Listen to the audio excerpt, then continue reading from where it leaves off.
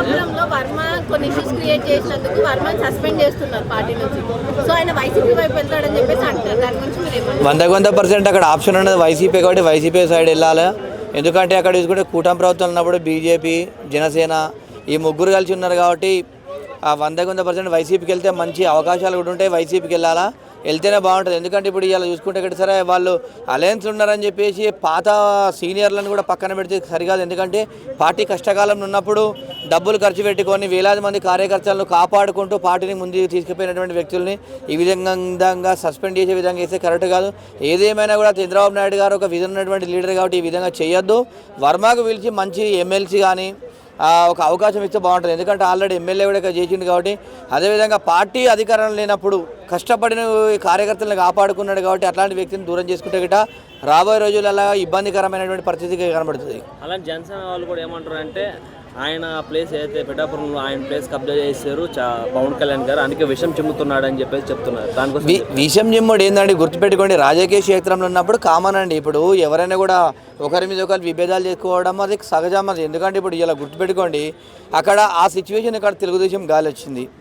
ఆ పిఠాపురం స్థానంలో కంపల్సరీ వర్మ గారు ఉన్నప్పుడు గెలుస్తుండే. 100% బాధ అనిపిస్తారు. ఇన్ని రోజులు కష్టపడి పార్టీ అధికారం లేనప్పుడు కార్యకర్తలను కాపాడుకొని కార్యకర్తలకు అండగా నిలిచి లక్షల కోట్ల రూపాయలు ఖర్చు పెట్టుకొని జీవితాన్ని పార్టీ కోసం అంకితం చేసే లాస్ట్ మూమెంట్లో గద్దలాగా వచ్చి ఎవడో టికెట్ దండుకపోతుంటే బాధ అనిపించుకుంటే ఏమనిపిస్తుందండి? ఎవరికైనా కూడా ఉంటుందండి బాధ. ఎందుకంటే ఇలా ప్రజాక్షేత్రంలో ఉన్నవాడు 5 సంవత్సరాల అధికారంలో ఉన్న ఇప్పుడు వైసీపీ అధికారంలో ఉన్నప్పుడు ఎన్ని ఇబ్బందులు చేసారు, ఎన్ని ఇబ్బందులు జరిగినా తెలుసు. అందరూ కూడా ముందుకు నెట్టుకుంటూ పోయి అధికారం రాగానే పక్కోల వైపు చూసాం, పార్టీలకి సస్పెండ్ చేద్దామంటే కరెక్ట్ కాదు. ఆల్టర్నేట్గా రాజకీయంలో ఉన్నప్పుడు ఏదో ఒక దారి చూపెట్టాలా. నువ్వు ఎందుకు వర్మానికి ఇది కాకుండా నీకు వేరే ఇస్తామని చెప్పి ఏదో ఒక పదవి ఇస్తాడు 100%. పవన్ కళ్యాణ్ సర్జరీ హాస్పిటల్లో పడుకున్నాడు. ఇలాంటి టైంలో వర్మ ఇలాంటి మాటలు మాట్లాడడం కరెక్టేనా? గుర్తుపెట్టుకోండి, ఇలా తెలుగు రాష్ట్రాలలో ఇలా భారతదేశ రాజకీయ వ్యవస్థనే వాడు చచ్చిపోయే స్థితిలో ఉండని ఏది ఉండని విమర్శలు చేసేది కామన్. అది ఇలా సహజంగా అయిపోయింది. ఇలా గుర్తుపెట్టుకోండి, సహజంగా అయిపోయింది కాబట్టి దాన్ని పట్టించుకోవద్దు. ఏదైనా కూడా ఈ వర్మ గారిని గిట్ట చంద్రబాబు నాయుడు గారి గిట్ట వదులుకుంటే గిట్ట రాబోయే రోజులలో కూటమి ప్రభుత్వం అధికారం కోల్పోయే అవకాశాలు 100% ఉంటుంది. ఎందుకంటే మనం చిన్నదే కదా ఇదన్నీ వదిలేసుకున్నాం అనుకుంటే ఆ చిన్నది పోయి పెద్దగా అయిపోయి మొత్తము వ్యవస్థకి దెబ్బేసే పరిణామాలు ఎదురవుతాయి. అయితే అలానే ఆయన వెహికల్ పైన, వర్మ గారి వెహికల్ పైన అటు సైడ్ చంద్రబాబు నాయుడు, ఇటు సైడ్ లోకేష్ గారి ఫోటోలు అయితే రిమూవ్ చేయడం మీద జరిగింది. ఆయన అనుచరులు ఆయన ఎందుకు తీయలేదు? అదే ఒకటి గుర్తుపెట్టుకోండి, ఎవరికైనా కూడా అనుచరులకు కొద్దిగా బాధ ఉంటుంది, కష్టం ఉంటుంది, మంచి ఉంటుంది. ఎవరికైనా కూడా ఇంత కష్టపడ్డప్పుడు కూడా ఫలితం జరగనప్పుడు ఉంటుంది. అక్కడ గుర్తుపెట్టుకోండి, ఏదైనా కూడా చంద్రబాబు నాయుడు గారు పవన్ కళ్యాణ్ గారికి టికెట్ కేటాయించినప్పుడు ఇలా ఇది పార్టీ పొత్తున్నప్పుడు వాళ్ళకి టికెట్ వెళ్ళిపోయినప్పుడు వర్మ గారు కూడా ఏదో ఒక అవకాశం చూపెట్టాలండి. ఎందుకంటే పార్టీ కోసం కష్టపడ్డోళ్ళకి అవకాశాలు చూపెట్టకుంటే కరెక్ట్ కాదు కదా. అదేవిధంగా 100% చేస్తారండి. ఇప్పుడు మీకు అవకాశం, మీరు కోట్ల రూపాయలు, ఇప్పుడు ఒక మాట అండి, మీరు జర్నలిస్ట్గా మీరు ఉన్నారు, మీరు 1 కోట్ల రూపాయలు ఖర్చు పెట్టుకొని వ్యవస్థ నడిపించి అదే లాస్ట్ మినిట్లో నీకు టికెట్ లేకపోవడం మీకు ఎంత బాధ ఉంటుందండి? ఎవరికైనా కూడా బాధ ఉంటుందండి. అదే అప్పుడు జరుగుతుంది. ఎందుకంటే 5 సంవత్సరాల గవర్నమెంట్ ఉంది కాబట్టి ఏదోటి కొట్లాడితే కామన్. దీనికి విషయానికి బుద్ధదాలు పెట్టి అవసరం లేదు.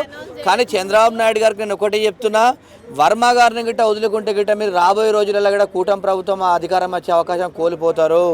ఎందుకంటే అది ఒకటి ఉంది కదా, చిటాచిట చినుకులు రాలుతుంటే పెద్ద గాలివాన అయినట్టు మీరు అందరినీ కూడా ఇప్పుడు ఎట్లయినా గుర్తుపెట్టుకోండి, జనసేన పార్టీ ఇలా ఆంధ్రప్రదేశ్లో చాలా ఇబ్బంది పరిస్థితులు ఉంటుంది. ఎందుకను పవన్ కళ్యాణ్ గారు చిన్నపాటి తప్పు చేసినా అది ఆ తప్పు ఎవరిదో అని తెలుసుకోకుండా ఉన్నటువంటి అది నాయకులందరినీ కూడా పార్టీలకి వెళ్ళి సస్పెండ్ చేస్తున్నప్పుడు అప్పుడు ఎవరికి ఇబ్బంది జరుగుతుందండి?